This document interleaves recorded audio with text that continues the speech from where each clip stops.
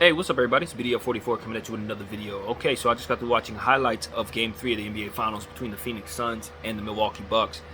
Um, it was one of those situations today for me as far as watching the game where my interest was just elsewhere. And I was trying to pay attention to the game as much as I could, but I was just more so paying attention to other things. So um, I did want to take some time before turning on the radio to make sure that I had seen these highlights and to make sure that that I had a good understanding of what happened in that game, because even though I had it on, I was just going back and forth between that and something else. So, but this is what I took from it.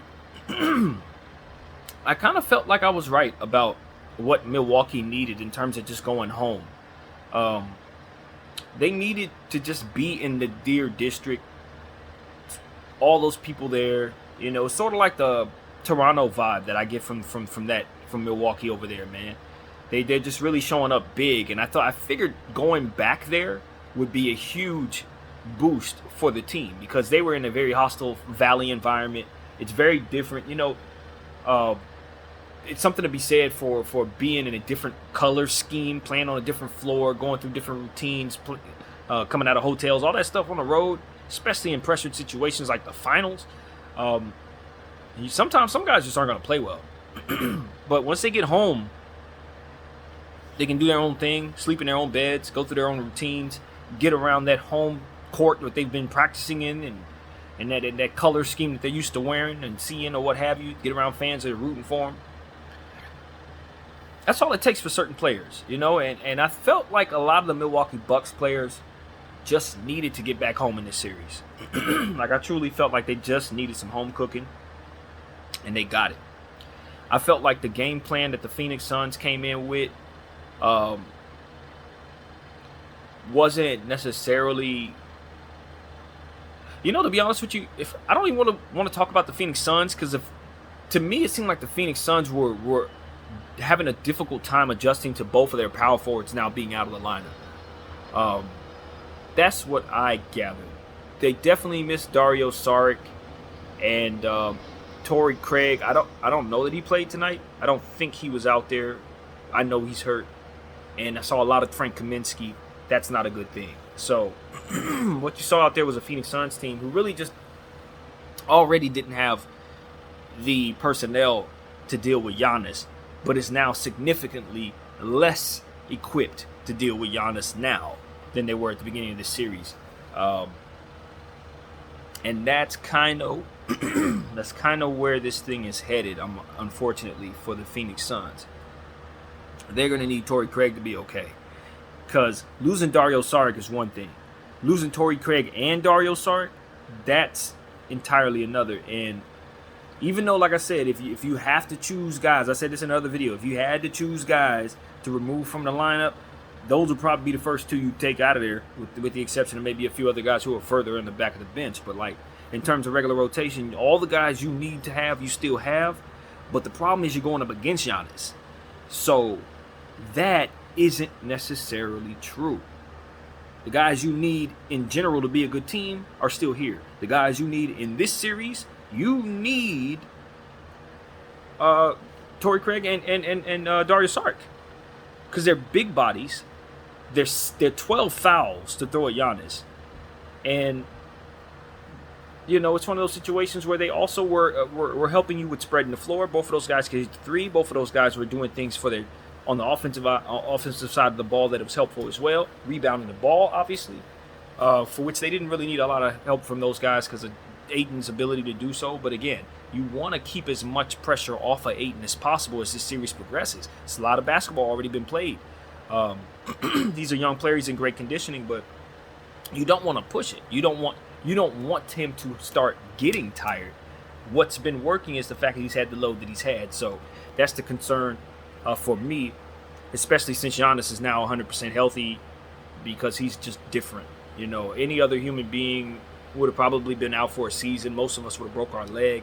Giannis is back 2 weeks later, playing amazing, and that's why he's Giannis and we are not. It's this simple to me.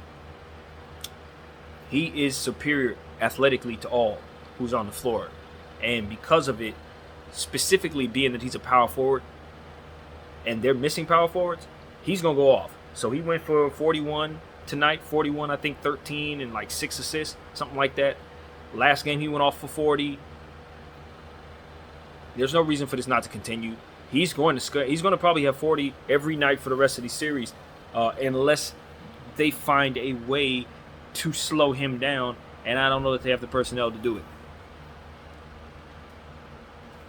One thing I don't want to do that I find myself doing a lot in my videos is leaving myself too many outs on my predictions. And it's not intentional. It's just that I see so many different scenarios that can go a lot of different ways, and I want to provide them for you as they come about in my head. This is one of those. I don't think this is going to happen. But one of the scenarios that I see in my head right now is that the Phoenix Suns don't win another game in this series. And the reason why I see that scenario is because Giannis is getting healthier. They are getting used to playing with Giannis again. He's been absent. They got him back. They got a couple games to work that out. They got it. Now they have that. The next game is in their house, right? So they are going to have more of the same in terms of home cooking and feeling good about the environment, the routine, their home. And what we just saw was them provide themselves a game plan that really, really worked. They started off by featuring Chris Middleton and make sure he got off first. Giannis got in where he fit in, as I suggested. And he did a lot of getting in where he fit in. But it wasn't none of that giving him the ball at the top of the key crap and asking him to play one-on-one against a defender. It was less of that and more of stuff that we saw in game one that was working when he was trying to work himself back into the game. Doing more passing, cleaning up, being effective in weak side situations where he can help and things like that. He was doing more complementary things as the super duper star, while allowing his numbers to speak for themselves because he was highly efficient, dunking everything he had. But he also made sure that he was getting the ball out of his own hands quickly. And that's going to be the key to Giannis Antetokounmpo. He is a very talented ball a passer. I want to say he's a talented passer, but the way to describe the thought is he has very, very, very good court vision. He has very good court vision. That's one of the best things about his game, besides rebounding and dunking the ball, is he really does pass well, and he always has. So he needs to use that aspect of his game, and his coaches need to put him in a position, as they did tonight, to where he can get the pass off quickly. If it's not there, let it go. That's going to be the key to success for the Milwaukee Bucks, for Giannis. Because what ends up happening, as I've said a million times, and I've probably sound like a broken record, is that he does end up being a ball stopper extraordinaire, as I call it. To where it's not that he's selfish. It's just that the ball tends to stop when it gets to him. He picks up. He's not very good ball handling. He tends to over dribble at times. Sometimes he doesn't have things. He's a little clunky, and it takes him a little while to get going, especially in the half court. And that takes possessions away from the other guys. So you know the story. There was a situation today, as a matter of fact, where the first real run that Milwaukee went on, Giannis wasn't on the floor for. Where they ran it up from like 4 to like, I think it was like 12 or something like that. I think it was the second quarter. Where they really put themselves in a very good position without him. And what I saw was more of what I said I needed to see from Milwaukee, which was cohesive play between everybody on the floor at any given time. So you saw more of that tonight. Bobby Portis was more so featured, which I think is a recipe for success for Milwaukee. And we saw him get it early and often as well. If the Milwaukee Bucks continue to make a concerted effort to make sure that Middleton and Portis are getting off early, I don't see that going wrong for them at all in this series. If they can continue that works. So that's what I saw tonight. And then in the third quarter, when Phoenix started to turn it up, they started to make it close again. They were getting some fantastic shooting out of Jay Crowder, who just didn't have a lot of help out of the others on the team tonight, which we'll get to later. But when that started happening, then they started getting hot from three. Then Drew Holiday stepped into, Steph Holiday mode, where he just couldn't miss a three shot that he took, and that's what I really saw out there. Milwaukee, the Phoenix Suns had cut it to like 7 or 5 or something like that. looking really good, starting to get some momentum halfway through the third, and then all of a sudden them Bucks started shooting. That's when Drew Holiday couldn't miss. He was hitting everything. And, from the beginning of the game, you could see that the Bucks had it going on. They had gotten home. They felt good about their three-point shot. It was falling early, and they kept with it. Everybody was hitting it. And that was kind of the theme of the third quarter. That just reached to a peak to where they realized as a team, we ain't missing. Let's just keep shooting threes. And when you got that going on, coupled with Giannis having a Giannis game where he looks like the MVP Giannis, and he's doing all the things that he does that makes him just dominate the basketball floor.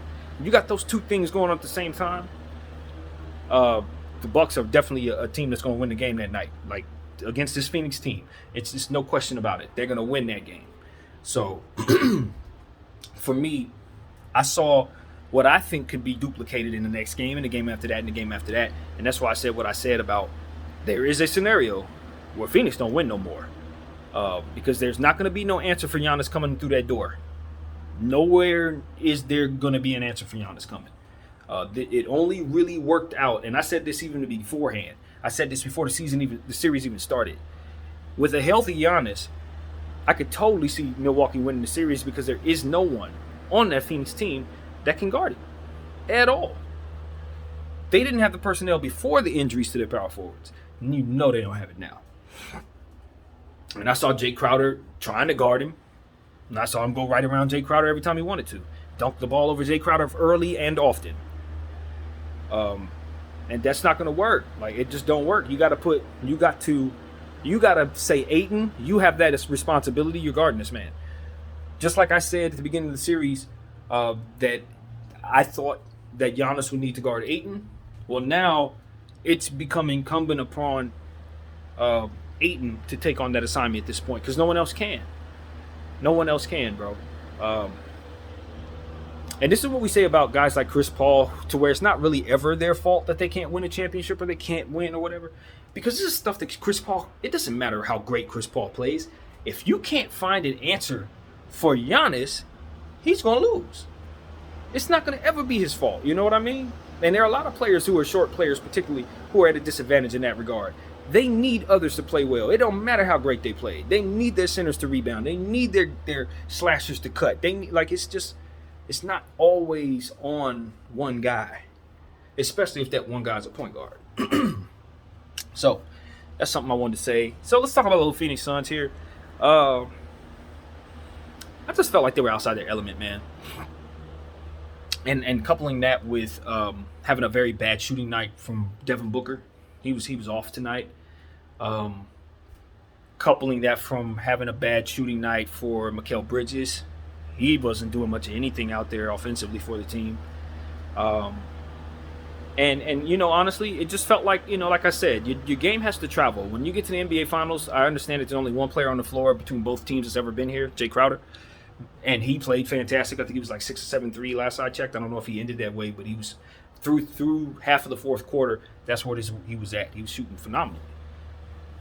But outside of him, nobody has that experience. Your game has to travel. Your game has to travel.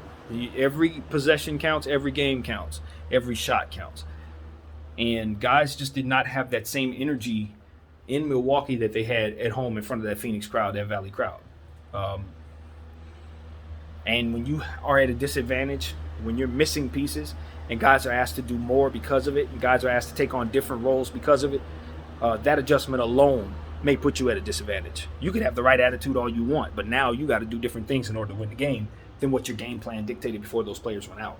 So this is one of those losses where you could totally predict this. Because this is my philosophy about basketball all the time. I've been saying this about basketball for years. Once a player goes out, or even two players, or however many, once you have to adjust your lineup, chances are you're going to need about 2 games to get cohesive with that adjustment. Unless you guys have been practicing without these players, with the understanding that you could be without these guys, then you're going to have to learn how to play without them. Even if you are a better team without them, you're still going to have to learn how to play without them. Because in certain instances, that is the case. But unfortunately, not for Phoenix in this case. They are not a better team without Torrey Craig and Dario Saric. And Dario's not coming back, and I'm not sure how Torrey's doing. I'm not sure. But I didn't see him down there, man. And if you're waiting for Frank Kaminsky to stop Giannis from doing anything, you might as well just hand him the trophy right now. Just keep it real. That's not happening. So what needs to happen, I expect to happen, is Phoenix needs to play better. I don't think you see another bad game by Devin Booker in these finals. You bet not. You know what I mean? That can't happen. I sooner expect to see 40, 50-point Devin Booker than this Devin Booker ever. I don't expect this. I think it was a good decision sitting him in the fourth quarter. Not because of he wasn't playing well, but because anytime you can get a player who's injured off the floor, it's a good idea in the finals. And let us not forget that his nose is broken. And even though that's not something that's going to affect him, if he keeps getting hit in it, it's a pain thing. What you don't want to do is have him distracted by that injury any further than necessary. Anytime he can get off the floor, you also don't further risk him possibly getting injured in some other way. So I thought that was the right decision. The game was out of reach. He needed some extra rest because he's taking on a lot of minutes this year, this playoff. So it's not like anybody's losing any faith in Devin Booker. Not at all. I thought that was the right decision by Monty Williams. So Ayton looked pretty good tonight. You know, he stepped into the role on the road and did what you expect him to do: rebound the ball well, dunk the ball where he could. But you know, at the end of the day, he just got outclassed by Giannis Antetokounmpo out there, just like the rest of them. You know, this was a Giannis night, and where Giannis wasn't, 3-point shooting was. You know, between Middleton, Brook Lopez, obviously Drew Holiday, who was just shooting the ball like a madman in third. You know, it's kind of hard. It's kind of hard to deal with a Milwaukee Bucks team when they're shooting like that and Giannis playing this way. So it wasn't a whole lot to really take from that game after all this talking I've been doing. It's one of those things where if you're the Milwaukee Bucks, you toss this game aside and say we won it, but we're still down in the series. So we're not in an event. We are not at an advantage in this series right now. The momentum is ours, but 3-1 is not a place you want to be in. Needless to say, headed back to Phoenix. So if you thought this game was important, then you might want to prioritize the next one just the same. But you found something that worked, and some things are starting to fall into your favor, and that is injuries on the Phoenix side of things. So if you continue to see Giannis playing well, I don't know why he stepped out of the game in the first quarter, early in the first quarter. It made me wonder if the knee was starting to mess with him a little bit.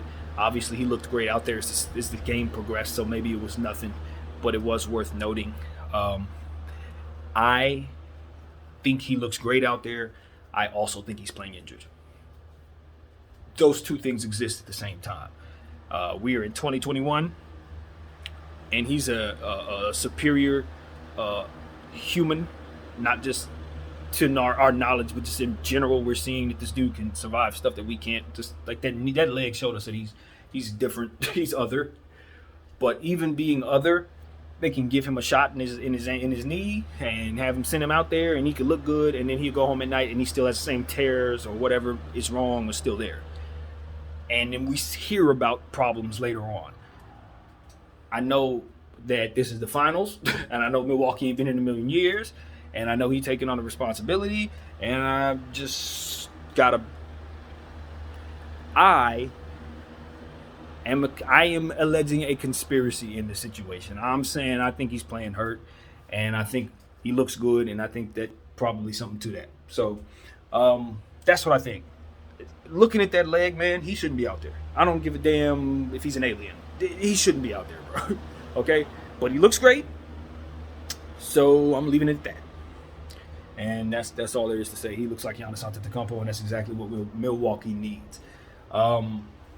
So, going into Game 4, I expect more of the same. He's going to be himself like he's been doing. He's going to dominate, probably score 46, 47 points. I don't see why he's not going to top his previous number, because what you're seeing here is him getting healthier, or at least appears he's getting healthier.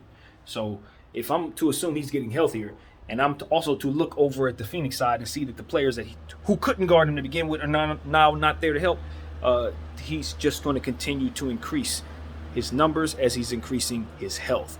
So I expect 45 or maybe even 50 from Giannis in the next game. And I'm not kidding.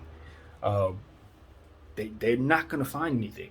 There's nothing there. You're going to have to run some kind of funny zone or literally just get the most out of DeAndre Ayton and try to double this man in all possible cases. The problem with doubling him, of course, is the shooters on the team, including someone like Chris Middleton, who you probably need to double as well when he's shooting like himself. And in rhythm, you need to double him. There's no question about that. And now Drew Holiday's hot. Look, here's another thing I need to say about the Phoenix Suns. You guys obviously did a poor job defending the three-point line tonight. As I've been talking about the three-point line, it's time to emphasize your need to refocus that side of the ball. Defensively, you look bad tonight. That's what I saw. A bad, lackluster Phoenix Suns team who was constantly behind the play. That's what it looked like to me. A Phoenix Suns team that was constantly behind the extra pass. It seemed like, especially in the first quarter, the Bucks were able to pass their way into open shots, pass their way into good opportunities. And that's what you want to give credit to the Milwaukee Bucks side on in terms of their passing and their team basketball. They looked better tonight than they have probably all playoffs long. But also, you want to make sure that the Phoenix Suns are taking the task for how poorly they defended the Milwaukee Bucks this evening. Your game has to travel. That goes for made shots and defensive effort. You just can't, you know what I mean? You can't let guys have open three-point shots to get into that type of rhythm. Because what ends up happening is you're battling back in the game, and they have the confidence knowing that they are hot that night, and they shoot you right back out of it. That's what happened in third. That's exactly what we saw. A confident Milwaukee Bucks team shooting threes on a team that refused to guard the three-point line. You're gonna fail doing that every time. Even if Giannis don't go off like he did tonight, you probably still lose a game like that. You gotta defend a three. So that's one thing I saw. Yeah, man. Oh, and Cam Johnson, wow. Boy, did he dunk on P.J. Tucker tonight. He jumped from maybe a step inside of the step inside of the free throw line and just rose up on the boy. So I know y'all going to enjoy that one. That was a hell of a highlight. Unfortunately, in a losing effort, but that was one to remember. So, yeah, man. For individual performances, guys can say they played well in the NBA Finals game as far as Games 3 is concerned. You know, a guy like Jake Crowder can say he played well. A guy like Cam Johnson can say he dunked to somebody. But the reality is there ain't a whole lot to really appreciate about the Phoenix Suns. And as you can see, I didn't mention Chris Paul. He did play well, though. He did. He was doing the things you needed him to do. I just felt like he needed to do more of it. When you're not getting enough out of guys like Devin Booker and Mikal Bridges, that means Chris Paul needs to be shooting more. And I just didn't feel like he was aggressive enough to his look as good as he did. You know what I mean? If Chris Paul's getting in all his spots, he's crossing people over. Looks like he got that pep in his step. He didn't shoot enough shots looking that good. That's what I'm saying to you. You know, he needed to do more of what he was doing because he had it going. So, and Booker did not. So that's what I'd say. If Chris Paul could probably play this game all over again, he'd probably shoot a lot more because he had it. You know, he and Jake Crowder both had it, but I don't know if that translated into box scores. I'm just telling you what it looked like to the eyesight. You know, so it is what it is, man. Now going into Game 4, I think Milwaukee has the momentum right now. I don't see any reason why Milwaukee can't go in and do the same thing they did tonight. Like I said, I expect to see a better Giannis. I don't know that Drew Holiday's going to shoot like that, but he's going to be right back in that same home court that he had comfortably tonight, so there's reason to believe he would. Middleton was good. He's only had one bad game in these finals thus far through 3 games. I don't know which way to bet with him because he's so hot and cold. But if you get him going early, as I said, I think that's a recipe for success. Do more of that. More Bobby Porters. He definitely fed off the home crowd. More Bobby Porters for Milwaukee, and you'll win the game. You'll win the game. You know, you're home. And Phoenix is very foreign to your environment. And it looked like they were ill-prepared to enter it. So I do expect Phoenix to be better. Like I said, Devin Booker's going to play better. But they ain't going to have no answer for Giannis. One's not coming. So that means you need a much better Ayton. So if Ayton comes out and does 30-20 Ayton, hey, I like Phoenix in that game. But it's going to take something like that, in my opinion, if Devin Booker doesn't hurry up and get back to being Devin Booker real quick. If he's 40-point Devin Booker, you don't need all that. But if Devin Booker's going to continue to struggle, Mikal Bridges needs to play better. He can't struggle like this. They're gonna need Booker and Ayton to really step their game up in Game 4. That's what I'm saying. Those two guys are gonna have to play better. Period. So that's what I got, man. That's what I got. I'm gonna leave it at that. 25 minutes long. My name is BF44. Thank you guys for watching. I'm out.